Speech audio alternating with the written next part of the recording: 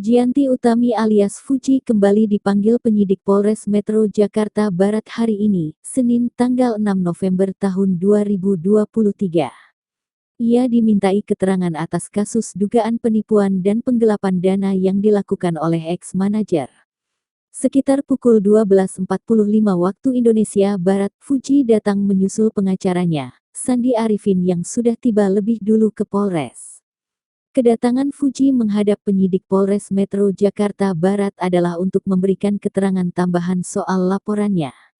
Hari ini agendanya kita ada pemeriksaan tambahan yang harus kita lengkapi lagi, juga nanti untuk berikutnya ada beberapa saksi yang akan kita hadirkan juga yang sudah pernah diperiksa sebelumnya. Karena besok klien kami akan pergi keluar, jadi hari ini kami lengkapi semua, tutur Sandi Arifin. Selain itu Fuji juga bermaksud ingin berkonsultasi perihal isi chat sang selebgram dengan karyawannya yang viral di media sosial.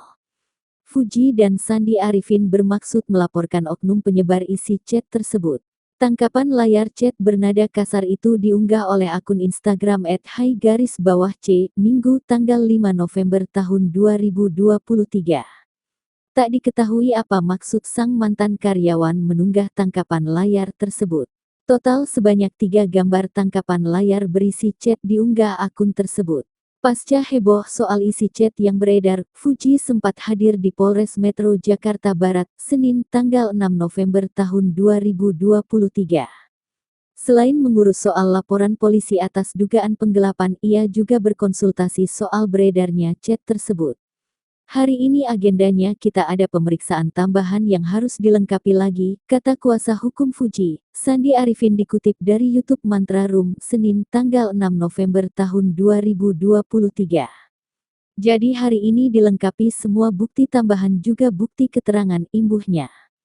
Diberitakan sebelumnya, Fujianti Utami menyebut bahwa uang hasil kerja kerasnya yang berjumlah miliaran rupiah raib diambil ex-manajernya. Sebelum melaporkan, Fuji sudah mensomasi mantan karyawannya itu namun tetap tidak ada itikat baik. Disebut uang tersebut digelapkan si ex-manajer untuk keperluan pribadi.